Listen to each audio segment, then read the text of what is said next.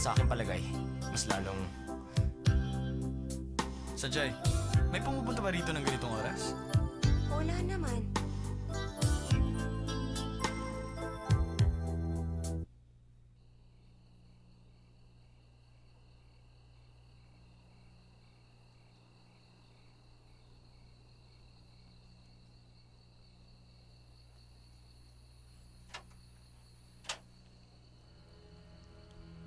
Watsile! Bakit ka bumalik? Tumawag si Mitsuo kanina. Sinabi niya nangyari, kaya bumalik ako. Kanina lang ako tumawag, narito ka kagad. Pumasok ka muna. O ano? Kamusta na si Ase? Medyo masama. Wala pa kaming clue.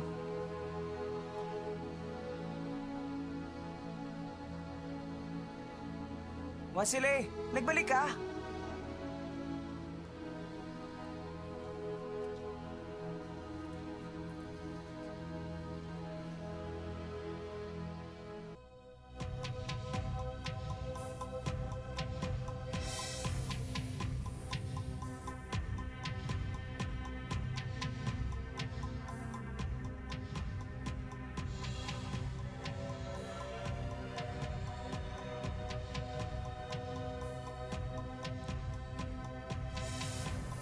Laging may nakasunod sa aking gwardya. Problema rin pati ang paglabas ko.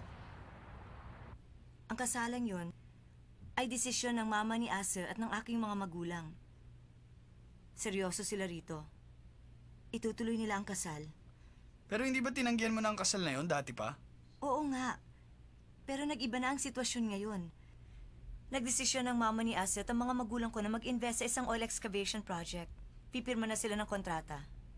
Napakalaki ng halagang pinag-uusapan dito. Ngayon, nagdududa pa sila sa katapatan ng bawat isa. Kaya nila kami ipakakasal. Yun lang ang paraan para magkaroon sila ng tiwala. Nakuha ko na. Tulad pa rin ng dati. Iniisip kasi ng mga magulang mo at ng mama ni Ase, ang pagpapalaki ng korporasyon ang pinaka-importante sa lahat. Kahit anong gawin ko, walang mangyayari. Pati na rin ang wedding photo. Computer-generated yun. Kahit kailan, hindi kami nagpakuha ng picture ni Asa. Peke ang lahat.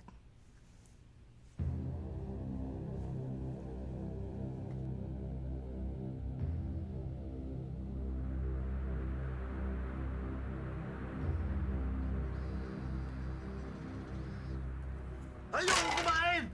Pag kinulong niyo ba ako rito, hindi ako kakain! Lumayas kayo rito! Ipalinis mo na lang yan. Magpadala ng katulong dito. Madam, si Young Master Aze, ilang araw nang hindi kumakain. Sa akin pong palagay, masyado na siya nagiging emosyonal. Nagwawala at sumisigaw. Sa ngayon po, medyo dehydrated na siya. Hindi ba sinabi ko sa'yong papuntahin ng family doctor? Dumating na po ang doktor. Ang dapat po sana ay kakabitan siya ng swero. Pero, hindi po kami makalapit kay Young Master Asa. Nagpupumiglas siya at nabasag ang bote ng swero.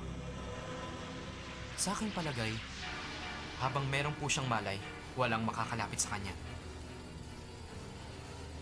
At bakit mo yan sinasabi sa akin? Hanapan mo na solusyon yan.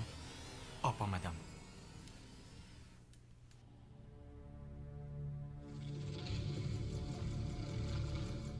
Anong ginagawa niyo? Bitiwan niyo ako! Sinabi na bitiwan niyo ako! Ano ba? Bitiwan niyo ako! Tandaan niyo umanda kayo sa akin! Teka, para saan yan? Ano ba? Malilinti ka kayo lahat sa akin! Bitiwan niyo ako! Sinabi na bitiwan niyo ako!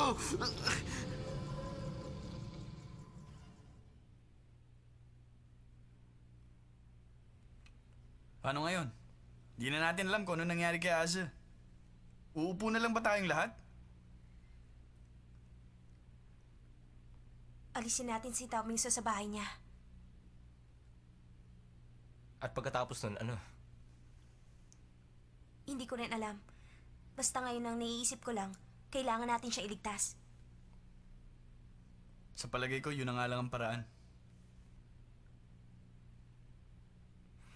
O, itakas natin siya. Tapos bahala na. Di ba maraming nagbabantay sa kanya? At malamang nakalak pa siya. Nalimutan mo na ba? May butas sa hardin sa likod. Lagi tayong dumadaan dun. Di ba nilalagay ni Auntie Jade ang susi sa greenhouse dun sa garden? Ang susi ng lahat ng kwarto. Kaya walang problema sa pagpasok sa bahay dati. At syempre ngayong gabi rin. Sige, umalis na tayo ngayon. Kami na lang pupunta. Kayong tatlo lang? Huwag kang mag-alala. Kaming bahala.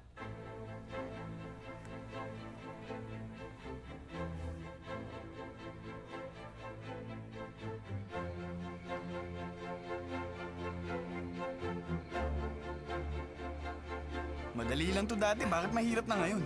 180 centimeters ka na. Ano ba? Hindi ka na yung batang kulang sa vitamins. Huwag kayong maingay. Baka mahuli nila tayo.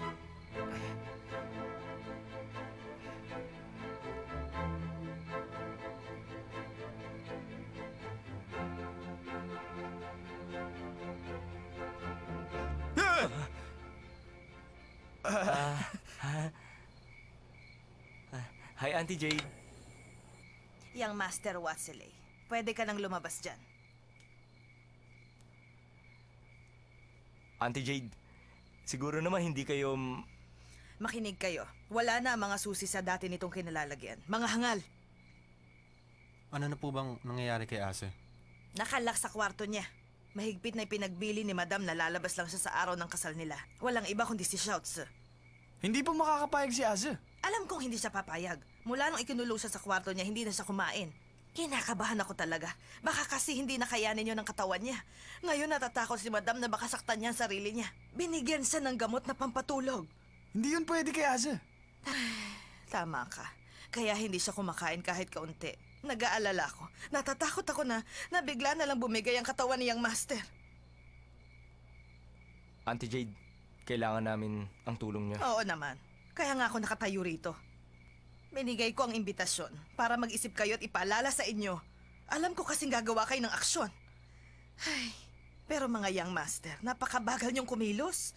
Pinaghihintay ninyo ako ng napakatagal dito. Auntie Jade, wala na yata kami may tago sa inyo. O ayan, kunin niyo ang lahat ng mga susi. Heto pa ang mapa. Basta sundan niyo lang ang direksyon. Kahit alam kong kabisado niyo ang bahay. Alam niyo ba, napakaraming taong nagbabantay dito sa bahay. Sa labas ng kwarto niya, may nagbabantay din. Pinatulog siya sa pamamagitan ng gamot. Maliwanag ba? Paano? Tayo na.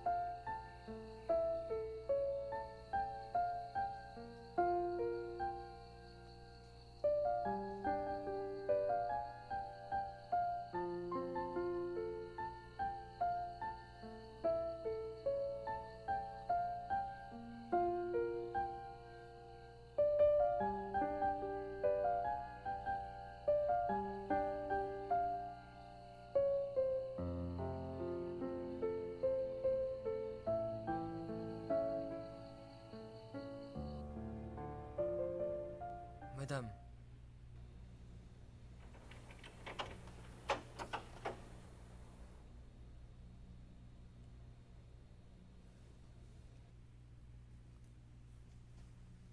Umalis ka muna dyan. Tatawagin kita kapag lalabas na ako. Opo.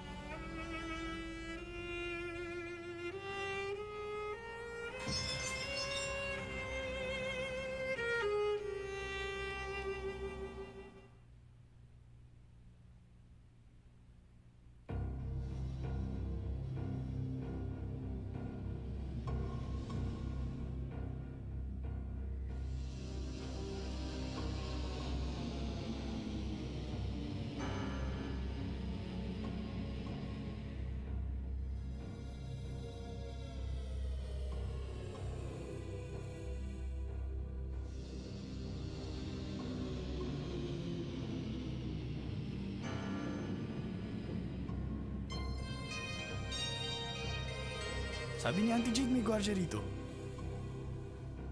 Mabuti nga't wala.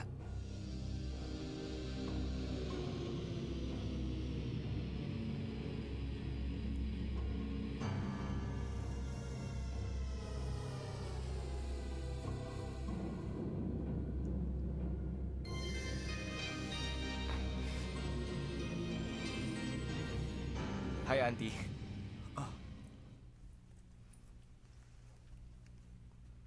Bakit kayo narito?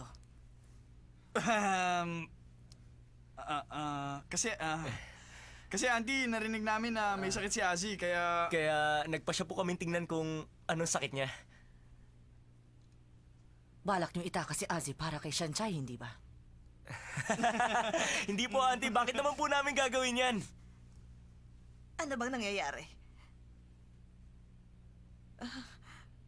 Kayo na naman pala. Lagi niyo akong pinaglalaruan. Hindi ito ang oras ng biruan. Madam, alam niyo namang sanay silang magkakasama. Wala silang balak. Uwi na. Sige na, umuwi na kayo. Auntie Jade, sa aking palagay ang ginawa nilang kapanghasan ngayon, may malaki kang kinalaman, tama ba? Madam, hindi tutulad ng iniisip niyo. Sila po... Auntie Jade, ginagalang kita dahil matagal ka nang nagtatrabaho para sa aming pamilya. Pero di kaya, dala na rin ang iyong katandaan kaya, hindi mo na alam ang tunay na nangyayari? Sa aking palagay, ngayon na ang panahon para magretiro ka. Madam, Alam mo, malaki na ang Taoming family business ngayon. Hindi na ito katulad ng iyong inaakala. Ang seguridad sa aking pamamahay, hindi na maaaring maging kasing luwag tulad ng dati. Hindi na dapat inaalala pa ng isang matandang kaya mo ang ganong bagay. Kung dadagdagan ko pa ang mga responsibilidad mo, sasama naman ang loob ko. Gusto kong maging masaya ka sa natitira mo pang sandali. Huwag mo nang intindihin pa ang mga problema.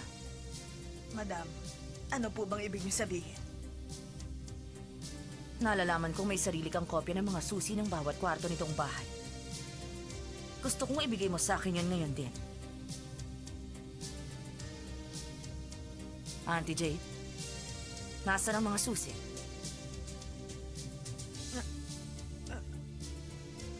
Yung Master Seaman, ibigay mo ng mga susi.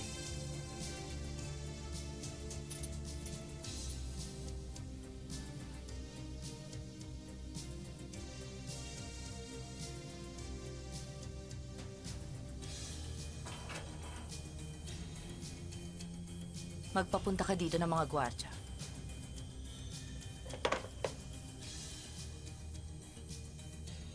Iisa lang ang anak kong lalaki. Walang pwedeng kumuha sa kanya.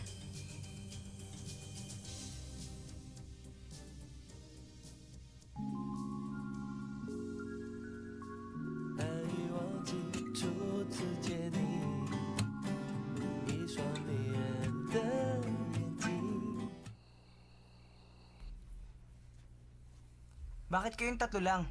Nasaan si Dao Mingse? Nabigo kami. Kumusta ang lagay niya? Wala na. Alam kong ayaw niyo lang sabihin sa akin. Ano ba talagang lagay niya ngayon? Nilak siya sa kwarto niya at pinatulog. Hindi niya alam na nagpunta kami.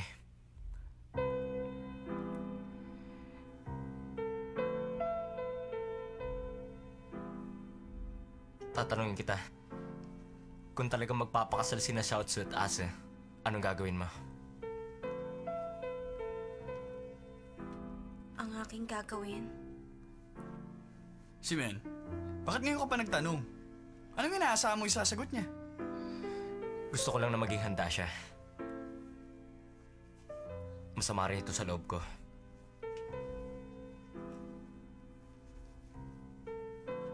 Anong gagawin natin? Nabulabog na natin ang Reyna. Wala na si Auntie Jade. Kung papasok tayo ron, mahirap na. Hindi ba meron siya nakakatakot na kapatid? Di rin naman siya makakatulong. O bakit? Hindi ako makapaniwala. Ang galing ng naisip mong yan. Ano bang nasabi ko? Ang labo naman. Tatawagan ko na. Ngayon mo lang nagamit ang utak mo.